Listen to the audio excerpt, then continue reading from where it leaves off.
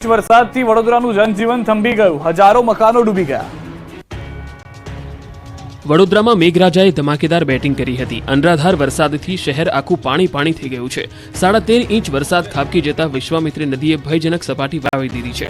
આથી અનેક વિસ્તારમાં પૂરના પાણીના કારણે ઘર ડૂબવા લાગ્યા છે। ઝૂંપડપટ્ટીઓ તો પાણીમાં જ ગરકાવ થઈ ગઈ છે। આ દ્રશ્યો છે વડોદરાના ગુડા સર્કલ નજીક જલારામનગર સહયોગનગરના। અહીં પાણીએ એવી તબાહી મચાવી છે કે વરસાદ બંધ થયાના 10 થી 12 કલાક થવા છતાં પાણી ઓસર્યા નથી। આખો વિસ્તાર બેટમાં ફેરવાતા 700 મકાનો પૈકી 100 થી વધુ મકાન પાણીમાં ડૂબી ગયા છે। લોકોએ મહા મહેનતે બનાવેલા ઘર ડૂબી જતા રડવાનો વારો આવ્યો છે। વિશ્વામિત્રીના પાણીમાં લોકોનું સર્વસ્વ તણાઈ ગયું તો મકાનો સાથે મંદિરો પણ ડૂબી ગયા છે। હજુ પણ પાણી નહીં ઓસરતા લોકોની ચિંતા વધી છે। સ્થાનિકોએ સ્વેચ્છાએ સ્થળાંતર શરૂ કર્યું છે। વરસાદે તારાજી સર્જતા વડોદરા બોટના સહારે છે। વડસર, અકોટા સહિતના વિસ્તાર બેટમાં ફેરવાયા છે।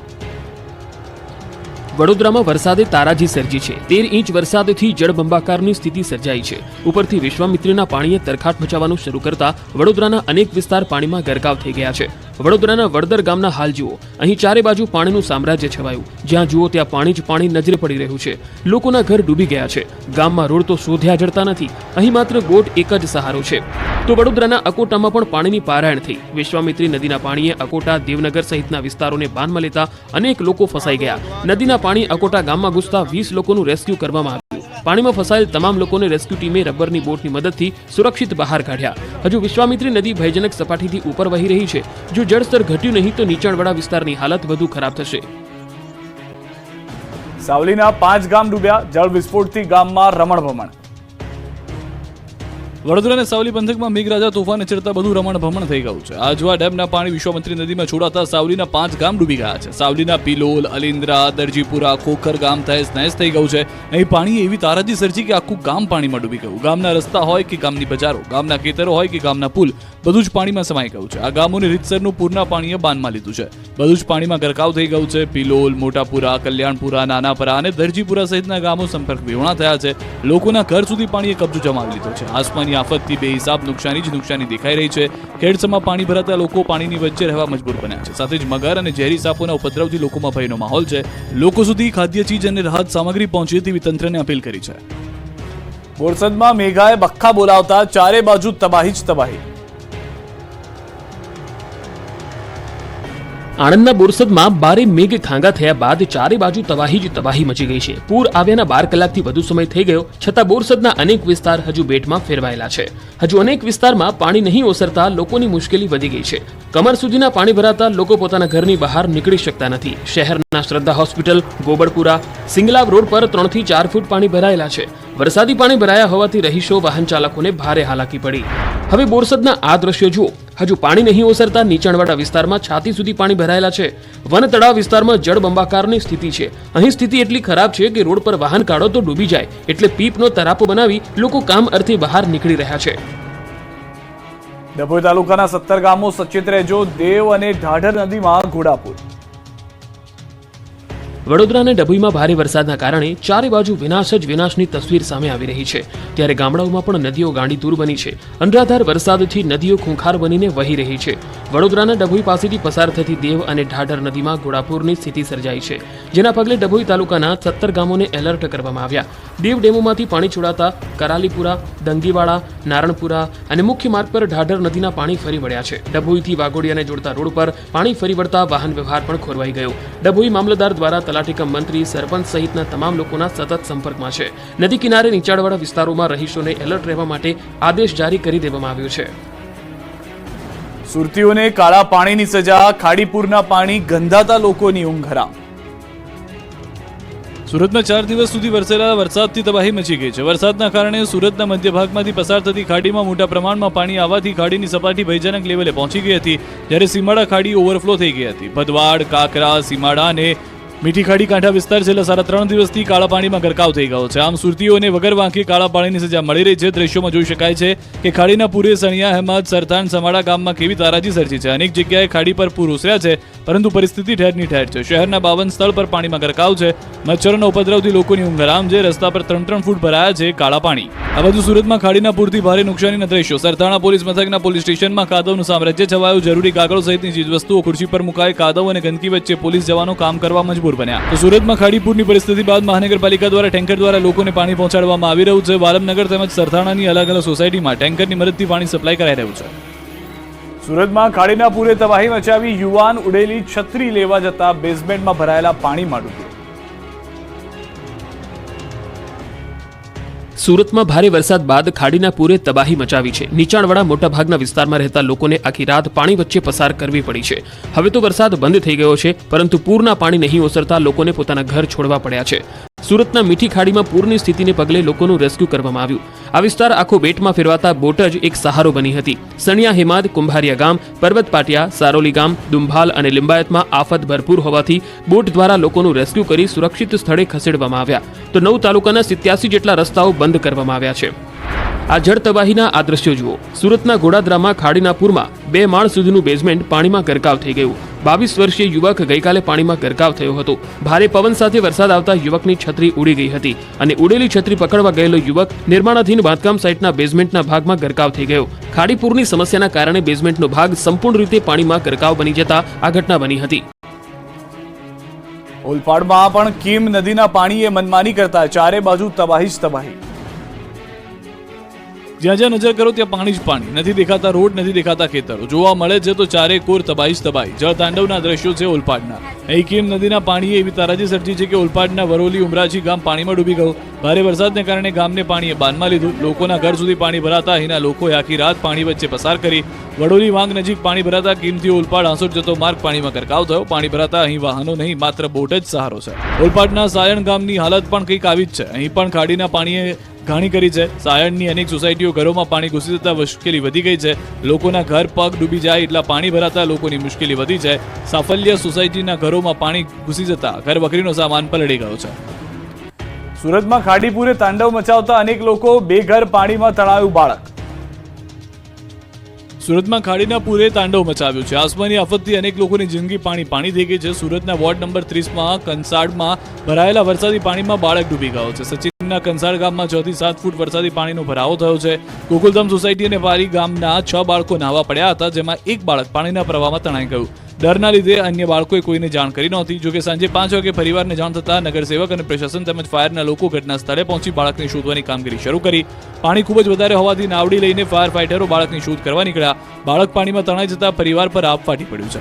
આ બાજુ સુરતનું કીમ પણ ડૂબ્યું. કીમ નદીનું પાણી ચારે તરફ ફરી વળતા લોકોને મુશ્કેલી પડી. સ્થિતિ એવી થઈ ગઈ કે લોકો પીવાના પાણી માટે વલખા મારે છે. ધરતી પર પૂરના પાણીએ કબજો જમાવ્યો છે, ત્યારે એકબીજાને પાણી પહોંચાડવા સ્થાનિકોએ વાંસનો પુલ બનાવી પહોંચાડ્યું છે પાણી. તો કોસંબા રોડ પર ફરી વળ્યા છે કીમ નદીના પાણી. કીમ કોસંબાને જોડતો માર્ગ બંધ. રહેઠાણ વિસ્તારમાં ભરાયા વરસાદના પાણી. તક્ષશિલા સ્કૂલ રણછોડ નગરમાં ભરાયા પાણી. આ બાજુ સુરતના ઓલપાડ કીમ હાંસોટ સ્ટ્રીટ હાઈવે પર કીમ નદીના પાણી ફરી વળ્યા છે. તેના કારણે ઓલપાડથી કીમ હાંસોટ જવાનો સ્ટ્રીટ હાઈવે બંધ કરાયો. સુરતી લાલાઓ પર ટ્રિપલ ખતરો. પૂર બાદ હવે રોગચાળાએ ઉચક્યું માથું. સુરતી લાલાઓ હજુ તો પૂરની તબાહીમાંથી બહાર નીકળ્યા નથી, જળ વિસ્ફોટની ઘાતમાંથી ઉગર્યા પણ નથી. ત્યારે નવો ખતરો મંડરાઈ રહ્યો છે, કેમ કે ખાડીના પૂરના કારણે સુરતીઓને વગર વાંકે કાળા પાણીની સજા તો મળી, ઉપરથી જ્યાં જ્યાં ખાડીના પાણી ફરી વળ્યા છે ત્યાં દુર્ગંધ મારવાનું શરૂ થયું છે. મીઠી ખાડી સ્લમ વિસ્તાર, બેઠી કોલોની, પતરાની ચાલ, ઇન્દિરા આવાસ, ક્રાંતિનગર, રાવનગર, રતનજીનગર, કમરુનગર, વાલમનગર, ગરીબ નવાઝનગર, ઓમનગરમાં 3 ફૂટ સુધી ગંધાતા પાણી ભરાયા છે, જેથી અહીં મચ્છરોના ઉપદ્રવથી લોકોની ઊંઘ હરામ થઈ છે. અહીં રોગચાળો વકર્યો છે. ગંદકીએ માજા મુકતા પીવાના પાણીમાં દૂષિત પાણી ભળી જતા રોગચાળો વધી ગયો. વાલમનગરની સોસાયટીમાં ઝાડા ઉલટીના કેસ વધ્યા. પાણીજન્ય રોગ ફેલાતા પાલિકા તંત્ર દોડતું થયું. આરોગ્ય વિભાગની મેડિકલ ટીમ સોસાયટીમાં પહોંચી ઘરે ઘરે જઈને સર્વે હાથ ધર્યો. આ તરફ અંકલેશ્વરથી સુરત હાઈવે પાણીમાં ગાયબ. વાહનોના થપ્પે થપ્પા જોવા મળ્યા. ભરૂચમાં પણ મેઘરાજાએ તોફાની બેટિંગ કરતા હાઈવે પર પાણીએ ડીંગો જમાવ્યો છે. ભરૂચના અંકલેશ્વરથી સુરત જતા સ્ટ્રીટ હાઈવે પર જાણે કે કોઈ નદી વહેતી હોય તેવા દ્રશ્યો સામે આવ્યા છે. આકાશમાંથી મહેર કહેર બનતા ભરૂચના હાંસોટ તાલુકાના સહોલ ગામના માર્ગ પર પાણી ફરી વળતા પાણીનો અડ્ડો જોવા મળી રહ્યો છે. કીમ નદીના પાણી ફરી વળતા હાઈવે ગોતવા જવો પડે તેવી સ્થિતિનું નિર્માણ થયું છે. મુખ્ય હાઈવે પર જળબંબાકારની સ્થિતિ સર્જાતા વાહન વ્યવહાર બંધ કરાયો છે. હાઈવે બંધ કરાતા રોડ પર વાહનોના થપ્પા લાગી ગયા છે. વ્યારાના બોરખડી ગામે પૂરે સર્જી તારાજી. ગામની બહાર જવા માત્ર રેલવે ટ્રેકનો સહારો. ચારે બાજુ પાણી, ધસમસતી નદી, પાણીની વચ્ચેથી પસાર થતા લોકો, ટ્રેનના પાટે દોડતી જિંદગી. આ દ્રશ્યો તાપીના વ્યારાના બોરખડી ગામના છે. વ્યારા તાલુકાના બોરખડી ગામના 15 ફળિયા પૈકી નાની કુંડળ ફળિયાના રહીશોને ચોમાસા દરમિયાન જાણે વિખૂટા પડવાનો વારો આવ્યો છે. કહેર ગામે દૂધ ભરવા જતા પશુપાલકોને કાદવ કીચડવાળા પગદંડી રસ્તે ચાલીને રેલવે ટ્રેકનો સહારો લેવો પડે છે, જ્યાં રાહદારીઓને અકસ્માતનો ભય પણ રહે છે. ત્યારે વર્ષોથી પડતી હાલાકીને દૂર કરવાની ફળિયાના રહીશોએ માંગ કરી છે. ગત વર્ષે મંત્રી મુકેશ પટેલ સહિત જિલ્લા કલેક્ટર દ્વારા પણ આ ફળિયાની ઉડતી મુલાકાત લીધી હતી અને 1,32,00,000ના ખર્ચે પુલ બનાવવાની દરખાસ્ત પણ કરવામાં આવી હતી. જો કે દરખાસ્ત થયાના 1 વર્ષ વીતવા છતાં પણ તંત્ર દ્વારા અહીં પુલ બનાવવા કોઈ તસ્દી લેવામાં ન આવી હોવાથી અહીં લોકો હાલ ચોમાસામાં ભારે હાલાકી વેઠી રહ્યા છે. તો ફળિયામાં એકમાત્ર આંગણવાડી છે, ત્યાં પણ ચોમાસામાં પૂરને કારણે પાણી ભરાઈ જતું હોય છે, જેથી આંગણવાડીમાં ભણતા નાના ભૂલકાઓને 1 થી 5 ધોરણની પ્રાથમિક શાળાના મકાનમાં બેસાડાય છે. ત્યારે આંગણવાડીનું નવું મકાન યોગ્ય જગ્યાએ બનાવવાની માંગ ઉઠવા પામી છે. અહીં વરસાદી માહોલ વચ્ચે 108 એમ્બ્યુલન્સ પણ પહોંચી શકે તેમ નથી. ત્યારે ભારે વરસાદ દરમિયાન ફળિયામાં કોઈ વધુ બીમાર પડે તો તાત્કાલિક સારવાર માટે દર્દીઓને લઈ જવામાં પણ મુશ્કેલીનો સામનો કરવો પડે છે. ગેડના પાણીએ કેડ ભાંગતા બોટના સહારે લોકો ચીજવસ્તુઓ માટે લેવી પડી રહ્યો છે હોડીનો સહારો. હોડી પર ડુંગળી સહિતનું કરિયાણું ખરીદીને આવી રહેલા આ લોકો, ધસમસતા પાણીમાં દૂધ લઈને જઈ રહેલા પશુપાલકો. દાવો કરાઈ રહ્યો છે કે આ દ્રશ્યો ખેડ પંથકના છે, જ્યાં ખેડ પંથકમાં ચોમાસાના જીવવું ખૂબ જ અઘરું બની જતું હોય છે. રકાબી જેવા ભૌગોલિક આકારના કારણે મોટાભાગે ખેડના ગામડાઓમાં પાણી ભરાયેલા રહે છે. દાવા પ્રમાણે પોરબંદરના મિત્રાળા, દેરોદર, લુશાળા, ભડ તથા એરડા ગામમાં લોકોને હોડીના સહારે બટાકા, ડુંગળી તથા કઠોળ સહિતની સામગ્રીની હેરફેર કરાઈ રહી છે. ગોસબારાના જુમા ઇસ્લામભાઈ મચિયાના પરિવાર દ્વારા ગેડ પંથકના લોકોને હોડીથી મદદ કરાઈ રહ્યા હોવાનો દાવો કરાઈ રહ્યો છે. આ બીજા દ્રશ્યો દ્વારકાના કાટકોલાના હોવાની વિગતો છે, જ્યાં થોડા સમય પહેલા વરસાદ થયો ત્યારે પશુપાલકો આ રીતે ધસમસતા પાણીમાં દૂધ આપવા માટે પહોંચ્યા હતા. ઉલપાડના ડૂબેલા ગામડાઓનું નિરીક્ષણ કરવા મંત્રી બોટમાં પહોંચ્યા. સુરતના ઓલપાડના ગામડાઓમાં નદીના પાણી ઘૂસી જતા બેટમાં ફેરવાયા. ખેતરો, રોડ, ઘર, દુકાનો, મંદિર, ગામ બધું જ ડૂબી ગયું. ચારે બાજુ જળ હોનારત જેવા દ્રશ્યો સામે આવ્યા. સુરતની કીમ નદીએ રૌદ્ર સ્વરૂપ ધારણ કરતા હાહાકાર મચી ગયો. ખેડૂતોની સ્થિતિ કફોડી બની ગઈ છે, ત્યારે ગામડાઓની સ્થિતિનો તાગ મેળવવા મંત્રી પાણીમાં ઉતર્યા હતા. ઓલપાડના વડોલી ઉમરાચી ગામમાં ગુજરાત સરકારના મંત્રી મુકેશ પટેલ પહોંચ્યા હતા.